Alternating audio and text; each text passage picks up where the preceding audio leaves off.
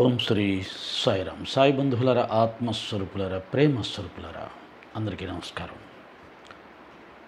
ఈ మధ్య మళ్ళీ కూడా కొంతమంది సాయి భక్తులే ఎవరో ఒకరు పనికిమాలిన వాడు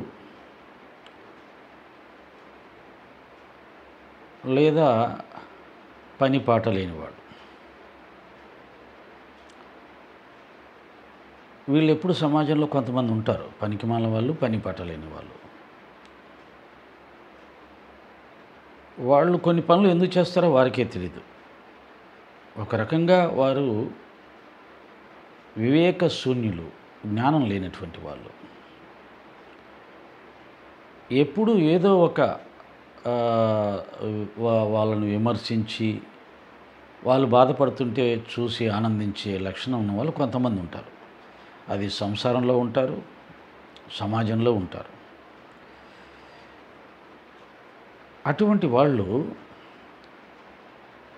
బాబాగారి మీద ఏదో వాడికి అసలు సాధారణంగా మామూలు విషయాలే అర్థం కావు. ఇంకా బాబా ఎక్కడ అర్థమవుతాడు? ఆధ్యాత్మికం ఎక్కడ అర్థమవుతుంది?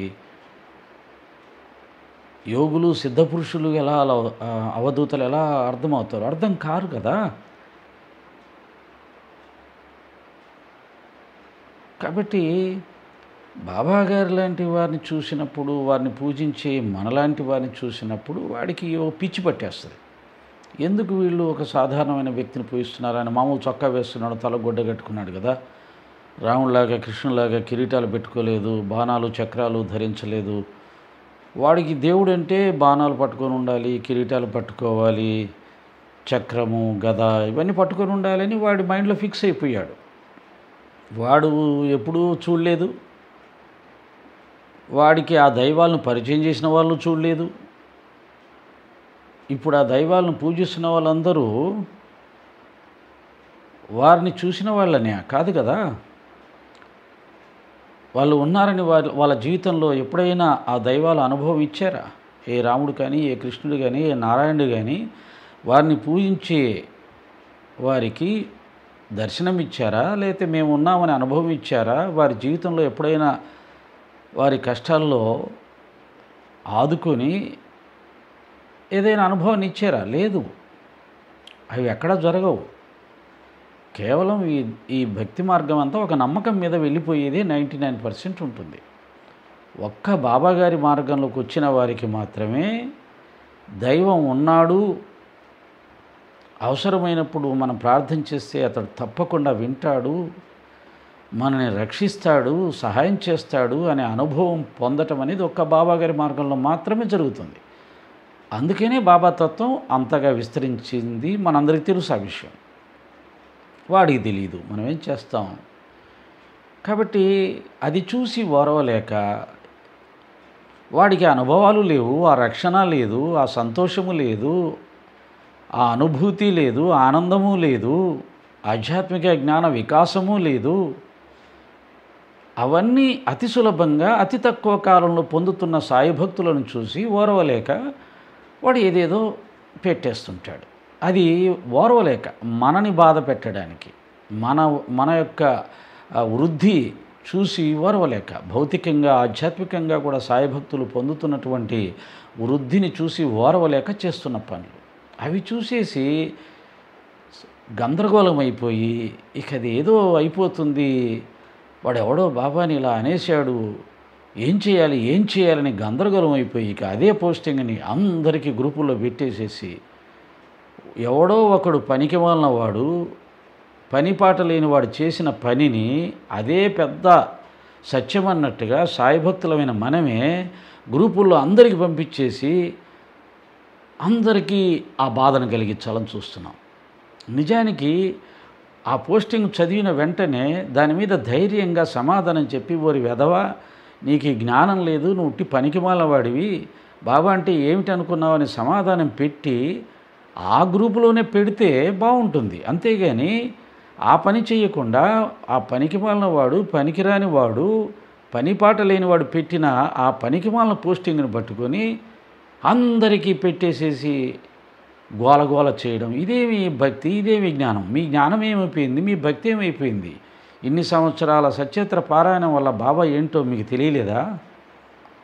వాడు పెట్టిన పోస్టింగ్ సమాధానం మీరు పెట్టలేరా? అది పనికి వాళ్ళ పోస్టింగు, పనికి రాని వాడు పెట్టిన పోస్టింగు. నీకు భక్తి తెలియదు, జ్ఞానం తెలియదు, యోగం తెలియదు, గురువుల పరంపర తెలియదు, గురువుల యొక్క స్థితిగతులు తెలియదు. నువ్వెందుకు రా ఈ పోస్టింగ్లు పెట్టడం? ఇప్పటికే ఈ మానవ జన్మలో జన్మనంతా వృధా చేసుకున్నావు. ఇంకా గురువులను సిద్ధపురుషులను విమర్శించి నువ్వు పొందేదేముందిరా దరిద్రుడా, వచ్చే జన్మలో కుక్కై నక్కై పుడతావరా అని చెప్పి వాడికి చివాట్లు పెట్టి తిరిగి ఆ పోస్టింగ్ నా గ్రూపులో పెట్టగా అదే పోస్టింగ్ని అందరికీ పంపించేసి ఇదే మీ భక్తి? బాబాగారి దగ్గర నుంచి మీరు పొందిన జ్ఞానం ఇదేనా? ఇది చాలా దురదృష్టకరం. గురుమార్గంలో ఉన్నవాళ్ళు జ్ఞానంలో సింహస్వరూపులై ఉండాలి, సింహ సదృశులై ఉండాలి. ఎటువంటి దానికైనా సమాధానం చెప్పగలిగిన జ్ఞానాన్ని పొంది ఉండాలి. చిత్రం ఏమిటంటే ఆధ్యాత్మికం అంటే ఆలు కూడా తెలియనివాడు, గురు పరంపర గురించి తెలియనివాడు, సచిత్రలో ఉన్నటువంటి దాన్ని అర్థం చేసుకునే శక్తి సామర్థ్యం లేనివాడు ఏదో పెడితే దానికి సమాధానం ఇచ్చే జ్ఞానం మనం సంపాదించుకోలేకపోవడం సిగ్గుపడాల్సిన విషయం. దాన్ని అందరికీ పంపి మీరేమన్నా దీనికి సమాధానం చెప్తారా, మీరేమన్నా దీనికి సమాధానం చెప్తారా అని అడుక్కోవడం. మీ జ్ఞానం ఏమైంది? మీ భక్తి ఏమైంది? మీకు నిజమైన భక్తి ఉంటే బాబా ఎప్పుడో మీకు ఆ జ్ఞానం ఇచ్చేవాడు. ఆ నిజమైన భక్తి లేదు కాబట్టి మీరు జ్ఞానశూన్యులై ఉన్నారు. బాబా గురించి ఎవడన్నా విమర్శిస్తే వెంటనే దానికి బాధపడిపోయి అందరికీ పంపేసి ఏదన్నా సాయం చేయండి, ఎవరన్నా సాయం చేయండి అని అడుక్కుంటున్నారు. ఇప్పటికైనా నిజమైన భక్తి సాధించండి, సచ్చరిత్రను మనసు పెట్టి చదవండి, ముందు అందులో ఉన్న జ్ఞానాన్ని మీరు నేర్చుకోండి. అంతేగాని ఎవరో పనికిమాలినోడు పెట్టిన పోస్టింగ్కి భయపడిపోయి గందరగోళమై అందరికీ పంపించేసి అడుక్కోవడం అనేది చాలా హీనమైనటువంటి చర్యగా నేను భావిస్తున్నాను. హిందూ సమాజంలోని పుట్టినటువంటి వాళ్ళు రాముని విమర్శించే వాళ్ళు ఉన్నారు, కృష్ణుని విమర్శించే వాళ్ళు ఉన్నారు. ఈ జాతి ఎప్పుడూ ఉంటుంది. ఇది నాస్తిక జాతి కన్నా ప్రమాదకరమైంది. నాస్తికుడన్నా దేవుడు లేడని వదిలేస్తాడు, కానీ భక్తి మార్గంలో ఉంటూ భక్తి గురించి అంతో ఇంతో తెలిసి సనాతన ధర్మంలో ఉంటూనే మేము సనాతన ధర్మపరులు, మాకు భక్తి తెలుసు, జ్ఞానం తెలుసు అనుకునే మూర్ఖులు కొంతమంది ఈ విధంగా దైవాన్ని దూషించే వాళ్ళు ఉంటారు. తాము ఇష్టపడే దైవాన్ని కాకుండా వేరే దైవాన్ని పూజించే వాళ్ళని బాధ పెట్టాలని చెప్పి ఆ దైవాల మీద బురద చల్లాలని చూసేవాళ్ళు ఎప్పుడూ ఉంటారు. ఇక నాస్తికులు, హేతువాదులు వాళ్ళ పని వాళ్ళు చేస్తూ ఉంటారు. వాళ్ళంతా హిందువులే. ఆ విధంగా కొంతమంది బాబాగారి ప్రభ, వారి వైభవం చూడలేక ఓర్వలేక, సాయి భక్తుల వృద్ధి చూసి ఓర్వలేక వాళ్ళు ఏదో చెత్త పెట్టేస్తే దానికి గందరగోళం అయిపోయి అందరికీ పంపించేసి ఏమైనా సాయం చేస్తారా, దీనికి సమాధానం చెప్తారా అని అడుక్కోవడం ఎంత హీనమైన పని అండి. బాబాగారి గురించి మీకు తెలియదా? ఆయన గురించిన అనుభవాలు మీకు లేవా? బాబా అంటే ఏమిటో మాకు తెలుసురా. మాకు ఏ దేవుడు ఇవన్నీ అనుభవాలు ఆయన ఇచ్చాడు, మా జీవితాన్ని రక్షించాడు, నడిపిస్తున్నాడు, నన్ను, నా కుటుంబాన్ని, నా పిల్లల్ని ధర్మ మార్గంలో నడిపిస్తున్నాడు. ఆయన మార్గంలోకి మేము వచ్చాకే మేము రాముడు అంటే ఏమిటో తెలుసుకున్నాం, కృష్ణుడు అంటే ఏమిటో తెలుసుకున్నాం, శివుడు అంటే ఏమిటో తెలుసుకున్నాం, అమ్మవారు అంటే ఏమిటో తెలుసుకున్నాం, వారందరి దర్శనాలు కూడా పొందాం, వారి అనుగ్రహాలను పొందాం. ఇంతకుముందు కన్నా ఇంకా శ్రద్ధాభక్తులతో వారిని ఆరాధిస్తున్నాం, వారి దివ్యక్షేత్రాలకు వెళ్తున్నాం అని ధైర్యంగా చెప్పాలి. కానీ పెద్ద వాళ్ళు సచ్చరిత్ర 100 సార్లు చదివిన వాళ్ళు, 100 సార్లు సచ్చరిత్ర పారాయణాలు చేయించిన వాళ్ళు ఎటువంటి సిగ్గు అభిమానం లేకుండా ఆ చెత్త పోస్టింగుల్ని టక్కున అందరికీ పంపించేసి ఆనందిస్తున్నారు. చాలా బాధాకరం. అన్నీ తెలిసినా అనుకునేవాళ్ళు పొద్దున్న లేస్తే వాటికి సంబంధించినటువంటి బాబాగారి గొప్పతనాన్ని 24 గంటలు రాసేవాళ్ళు. బాబాగారి గొప్పతనాన్ని నువ్వు రాయడం కాదు, బాబాగారి గొప్పతనం అందరికీ తెలుసు, నీకు తెలుసు, వెరీ గుడ్. కానీ ఎవడైనా విమర్శించినప్పుడు నువ్వు తెలుసుకున్న బాబా గొప్పతనంతో వాడికి సమాధానం చెప్పలేవా?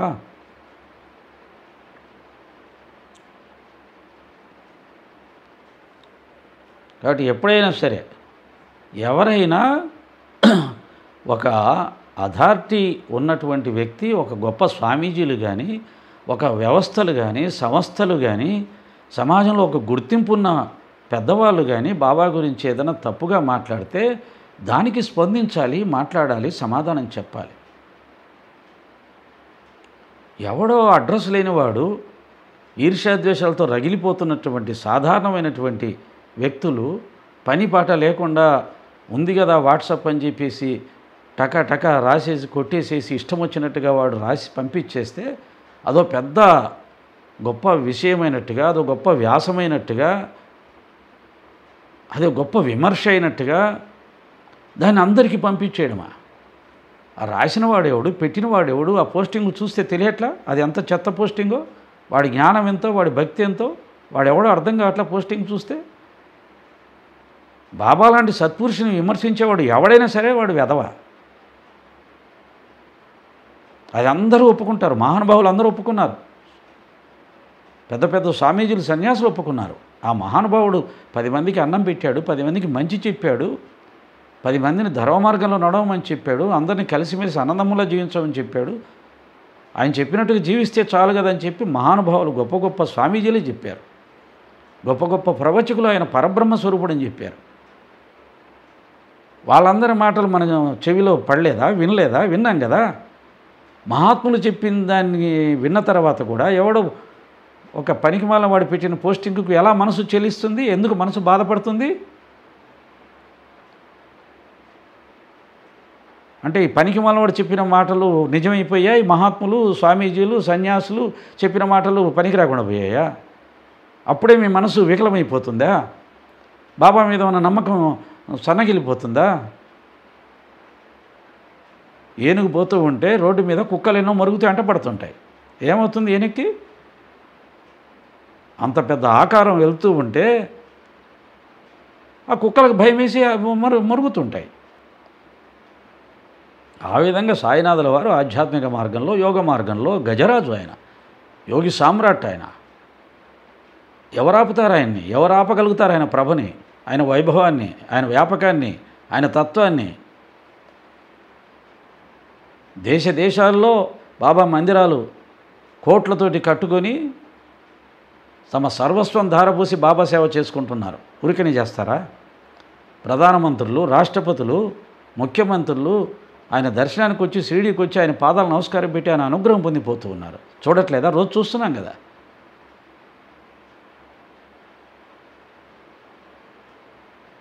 కాబట్టి ఎవడో పనికి మాలిన వాడు పెట్టే పోస్టింగ్ని దయచేసి మళ్ళీ ఫార్వర్డ్ చేయవాకండి, వేరే గ్రూపులో అలా పెట్టారంటే బాబా తత్వానికి, బాబా భక్తికి మీరే పెద్ద ద్రోహులు, మీరే పాపులు, అంతే.